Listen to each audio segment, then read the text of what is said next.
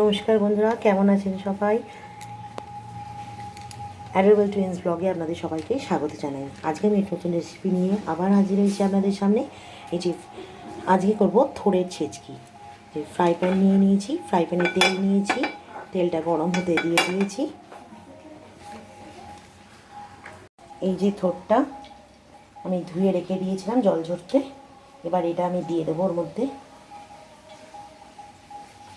তেল গরম হয়ে গেছে, এর মধ্যে আমি এবার সর্ষেটা দিয়ে দিচ্ছি, গোটা সর্ষে।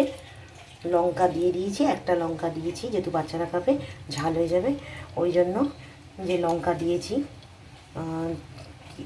গোটা সর্ষা দিয়েছি, এই যে থোড়টা দিয়েছি। এবার আমি এটা একটু নেড়ে দেবো।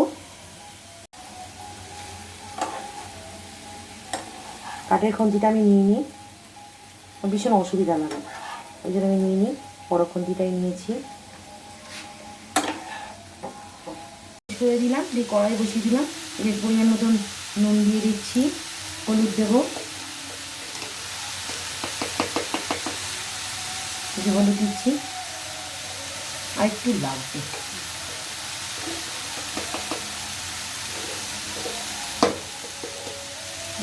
একটু নেড়ে দেবো। ফ্রাই প্যানটা দিয়েছিলাম বন্ধুরা, পড়ে যাচ্ছে এদিকে, ওই জন্য কড়াতে দিয়ে দিলাম।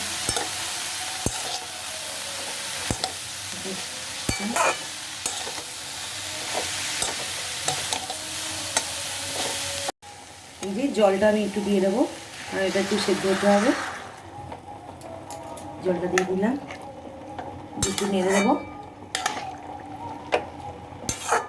নেড়ে এবার একটু চাপা দিয়ে দেবো সেদ্ধ হওয়ার জন্য।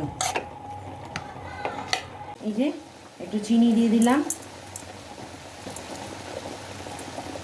দিয়ে একটু নেড়ে দেবো। এই যে পোস্ত বাটার জলটা আমি পোস্ত বাটা দিয়ে দিচ্ছি, একটু জল জল রেখেছি পোস্ত বাটাটাকে, দিয়ে এবার একটু নেড়ে দেবো। এই যে পুরো জলটা মরে গেছে, এবার আমি এটাকে নামিয়ে নেব। পুরো রেডি এটা আমার থোড়ের ছেচকি।